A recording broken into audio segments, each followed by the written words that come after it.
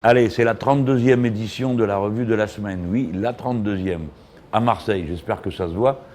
Il y a eu un problème terrible pour arriver à régler la lumière, mais en gros, on s'en sort. On voulait vous montrer l'arrière-plan, derrière, le vieux port, la bonne mer là-bas au-dessus.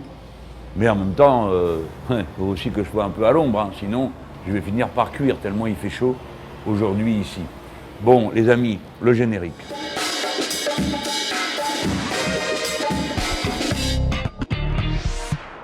Comme on est à 2 jours de la clôture de la campagne électorale, je ne vais pas passer là-dessus. La situation est la suivante. Il y a 74 deuxième tours dans le pays où il y a un candidat de la France insoumise. 80 et des choses en comptant ceux qu'on soutient dans ce deuxième tour de l'élection. Alors, tout se joue sur une seule et unique question. Si les jeunes et les quartiers populaires se remobilisent, tchouf, on passe tout le monde. Et à proportion de la mobilisation, on en passera, je ne sais pas combien. L'enjeu, c'est d'arriver à former un groupe. On a compris qu'on ne pouvait plus gagner l'élection elle-même au plan national, mais on peut la gagner dans 80 cas. Et à partir de là, on peut former un groupe à l'Assemblée qui servira de point d'appui aux mobilisations populaires qu'ils vont avoir. Alors on est face à deux dangers. Le premier qui vient du pouvoir lui-même, puisque la presse a révélé progressivement la grosse artillerie qui va être sortie contre le Code du travail pour le mettre en petits morceaux, et contre les libertés publiques en intégrant dans le droit ordinaire les dispositions de l'état d'urgence. C'est quand même deux gros morceaux qui vont changer de fond en comble la nature de la vie en société que nous aurons, puisqu'on aura moins de liberté publique, en tout cas la menace de moins de liberté à tout moment sur n'importe quelle personne, et puis un code du travail très précaire qui fait que chacun sera en quelque sorte abandonné à l'arbitraire. Alors ça, c'est le danger que nos adversaires se proposent de vous faire vivre. Puis il y a un deuxième danger qui vient de nous. Si vous laissez tomber, si vous baissez les bras, ben vous allez vous retrouver. Aujourd'hui, on dit 400 députés de Macron. Personne n'a jamais vu un chiffre pareil. C'est la France ici, hein. C'est pas le parti unique.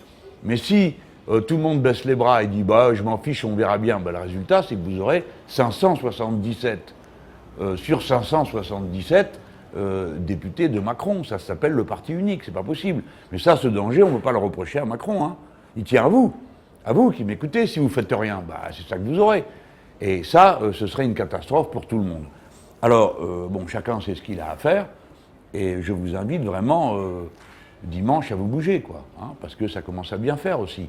Si ceux qui sont les plus menacés ne se défendent même pas, après on comprend que les adversaires finissent par dire bah, ils ont ce qu'ils méritent, parce que c'est ça qu'ils se disent en face. Ils se disent bah, les gens ça leur plaît, la preuve ils ne viennent pas pour empêcher. Donc les gens là, il faut réfléchir, et il faut vous motiver un peu, parce que à la fin ça pourrait être désespérant. Mais je crois que non. De ce que je vois là autour de nous, là, il y a pas mal de gens qui disent « Ah zut, j'y ai pas été au premier tour », ou d'autres gens qui m'ont dit une chose à laquelle je ne m'attendais pas. Ils m'ont dit « Il y avait trop de candidats au premier tour. Moi, j'ai besoin de savoir avant de voter définitivement. » Bon, bah, à ce coup-là, vous savez, hein, je vous invite à vous mobiliser massivement dans les circonscriptions où vous avez un candidat de la France Insoumise ou soutenu par la France Insoumise.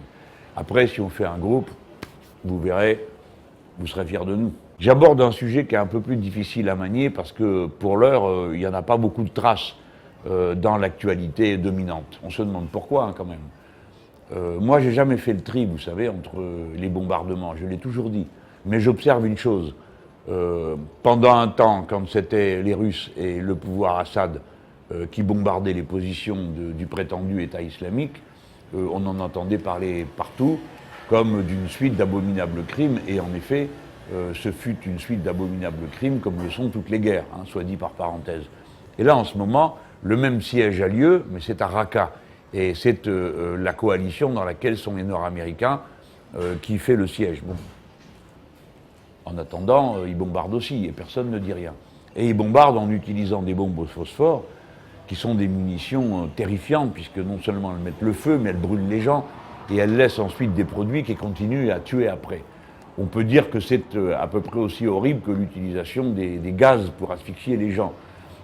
Et les armes chimiques, comme vous le savez, soulèvent des tempêtes d'indignation. Ben là, je trouve que c'est normal de dire, écoutez, pas ça, quoi. la guerre est déjà assez horrible, et là ce sont des civils qui prennent sur la figure ces munitions au phosphore. Et c'est pas acceptable. Il y a sans doute d'autres moyens de faire la guerre qui soient moins cruels pour les populations civiles qui, elles, sont hors d'état ni de se défendre, ni d'attaquer qui que ce soit. Ce sont des gens qui sont exclusivement en situation de victimes. Et on ne leur a pas donné les moyens de quitter la zone des combats, comme ce fut le cas dans les précédents épisodes de cette guerre. Vraiment, je voudrais adjurer ceux qui prennent des décisions de renoncer à l'usage de ces armes-là, quitte à utiliser les autres. C'est la guerre, on a compris. Mais pas les bombes au phosphore, parce que c'est vraiment affreux. Aujourd'hui, c'est le début du bac. Alors moi, je défends le bac, d'accord? Il y en a, bon, par démagogie, et puis je vais vous dire aussi pourquoi, qui montrent du doigt sans arrêt le bac. Bon. Non, le bac, c'est le premier diplôme qui donne accès à l'université, c'est-à-dire à l'enseignement supérieur. Donc c'est à prendre au sérieux. Tout le monde ne peut pas accéder comme ça à l'enseignement supérieur. On a choisi qu'il y ait une porte d'entrée, et cette porte d'entrée s'appelle le bac. Raison pour laquelle, une fois que vous avez une porte d'entrée, ben vous vous arrangez pour essayer d'élever le niveau général pour que tout le monde y arrive. Et le but, c'est 80% d'une classe d'âge au bac. Alors, évidemment, vous avez tous les pistes vinaigres pour dire oui, le bac d'aujourd'hui, ça ne vaut pas le bac d'hier, mais ça on connaît. Tous les vieux ont toujours dit qu'avant c'était mieux. Ah, forcément, c'était leur jeunesse. Mais ce n'est pas le sujet. Le bac d'aujourd'hui, il est d'un niveau qui correspond à une élévation du niveau de l'éducation par rapport à ce que c'était il y a une génération. Il ne faut pas raconter d'histoire. Hein. Évidemment, les très importants, qui ont toujours été dans les grandes écoles, eux et leurs enfants, alors ils trouvent que tout ça, c'est dérisoire. Mais non.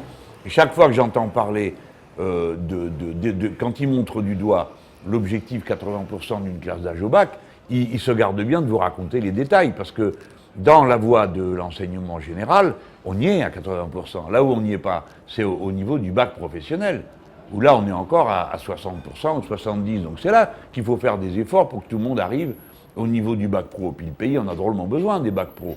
C'est une belle bêtise d'avoir fermé autant de lycées professionnels, parce que ça fait autant d'ouvriers hautement qualifiés qu'on n'a plus, que le pays produit plus. Il ne faut pas perdre de vue ça, les gens.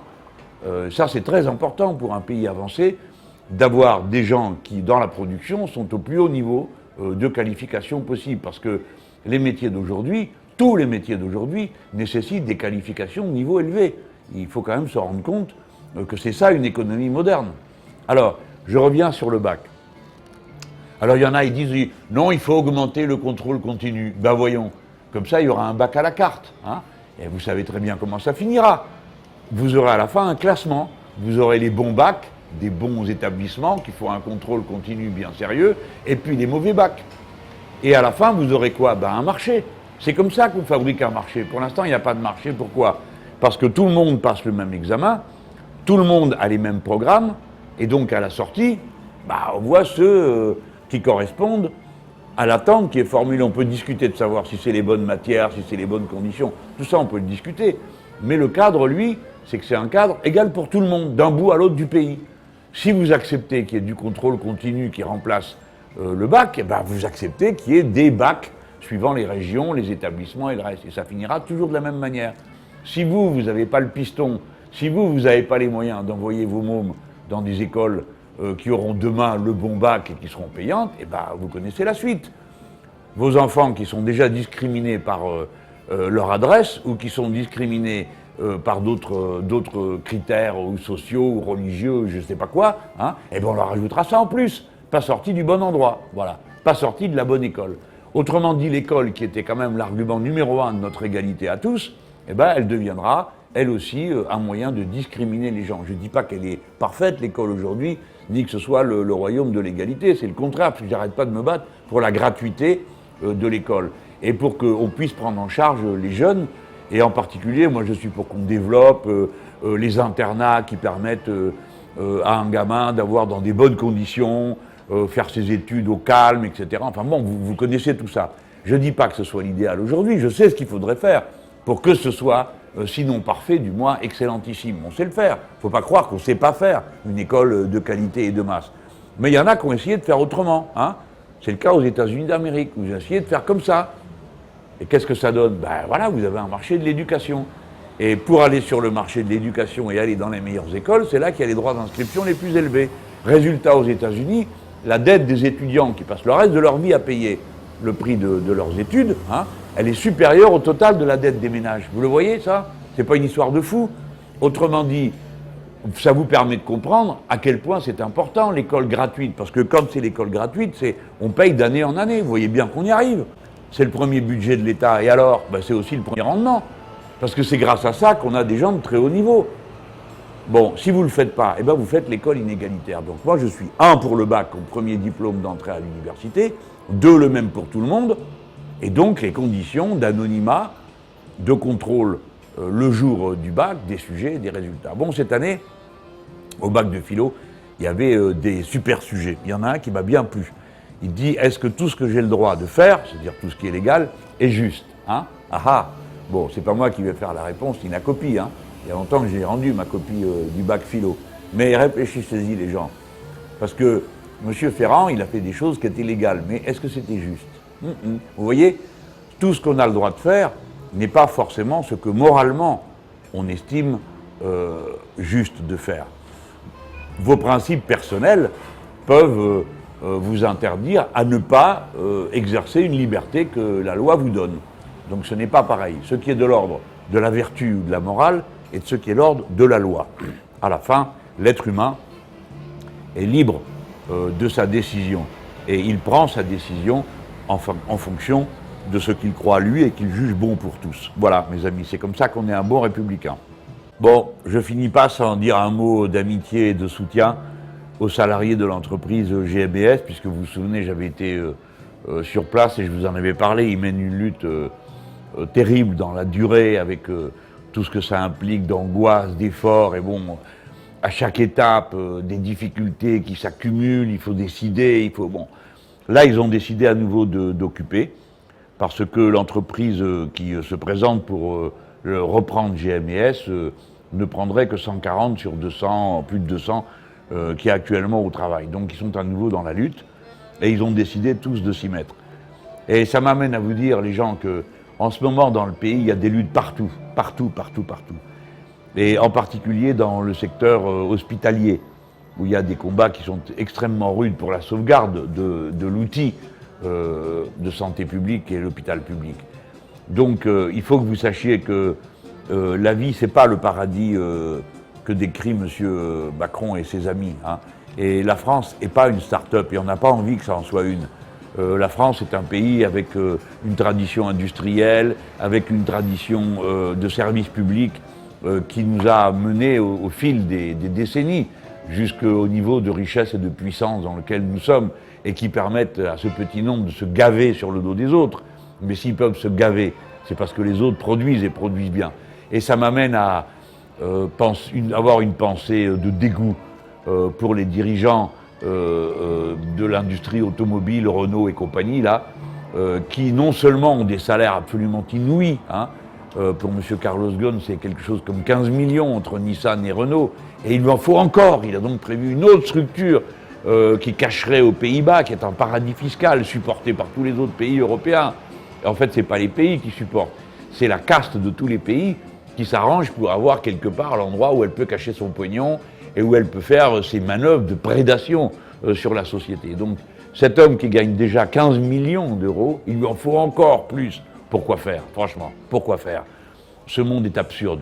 Le capitalisme est un régime absurde d'accumulation au-delà de tout ce qui est raisonnable. Toute cette richesse, si elle était répartie dans le travail, eh bien, elle donnerait du bonheur. Et au lieu de ça, elle donne que de la misère. Voyez-vous, avec la paye de M. Ghosn, il y a de quoi tirer peut-être les gens de GMS d'affaires. Rappelez-vous-en. Hein. Le malheur des uns ne tombe pas du ciel. Il tombe de la rapacité, la cupidité de quelques-uns qui veulent s'emparer de tous et ne sont jamais rassasiés. Jamais rassasiés. Ils vous reprochent à vous vos acquis sociaux, ils vous reprochent à vous vos horaires de travail, vous n'en faites pas assez, mais hein, vous voyez comment ils sont, ils vous trouvent vous, ils vous montrent du doigt en disant ils ne travaillent pas assez, et eux, qu'est-ce qu'ils font, hein, qu'est-ce qu'ils font? Ils prélèvent sur la richesse produite toujours plus, davantage. Et c'est à moi qu'on vient faire des reproches. À vous, allez, votez bien. Encore une chose, hier les amis, c'était la journée mondiale du don du sang. C'est sérieux cette histoire. Il y a absolument besoin qu'on se dévoue et qu'on y aille tous donner. Dans notre pays, le don du sang, comme le don de tous les organes, est gratuit. Et ben, c'est un des derniers espaces qui reste de gratuité et de dons mutuels. Hein. Et à tel point que ça vient à l'esprit d'aucun d'entre vous de se faire payer pour aller donner son sang ou à l'heure où il le faut donner tel ou tel de ses organes. Mais c'est pas comme ça partout. Hein. En tout cas, ici, c'est comme ça. Il faut le faire parce que ça sauve des vies. Et que bon, tout ce qu'on peut faire pour, quand on peut, hein, pour les autres est bon. Alors moi, j'y suis allé avec toute mon équipe de Marseille, mes collaborateurs, tout ça. Bon, on a bien discuté. Bon, il y en avait qui avaient la trouille, je sais pas pourquoi, parce que il n'y a pas besoin d'avoir peur du don du sang. Mais pour finir, toute mon équipe y a été et faire le prélèvement. Et alors bon, moi en tête, hein, d'accord. Bon. Alors bon, on va faire remplir toutes sortes de feuilles et tout. Et puis après, il s'est fait sérieusement. Hein. Le médecin qui m'a accueilli, bon, alors c'est un entretien privé, normalement, je ne dois pas vous le raconter. Hein. Bon, dans l'entretien privé, on m'a dit, écoutez, c'est bien que vous soyez venu avec votre équipe et tout, mais franchement, on ne vous conseille pas de faire un don du sang. Moi, quoi? Pourquoi? Eh bien, parce qu'en 2 minutes, on va vous prélever un demi-litre de sang, quoi. C'est comme si vous subissiez une hémorragie. Alors évidemment, j'ai changé de couleur, hein.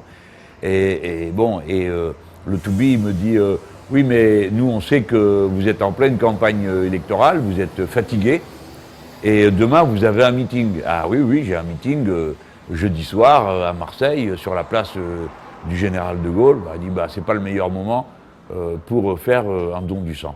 Si bien que moi je suis ressorti sans faire le don du sang, mais toute mon équipe, eux, et si, ils ont quand même eu le don du sang. Je vous garantis qu'ils sont aussi crevés que moi, mais ils ont pour eux un avantage que je ne pourrai plus jamais avoir.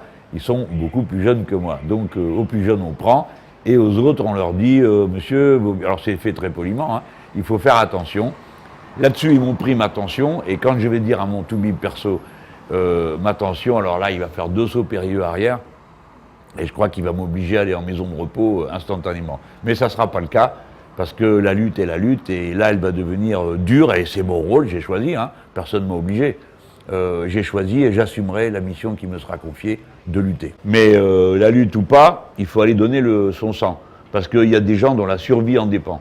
Alors les gens, si vous m'écoutez, vous savez ce qu'il vous reste à faire. C'est pas si dur que ça, hein. Des centres pour aller donner le sang, il y en a partout. Alors je vous encourage à le faire, parce que toutes les occasions de se rendre utile aux autres sont à saisir. Ok ? Allez, écoutez-moi bien, hein. Vous votez bien et vous donnez votre sang. C'est un bon programme.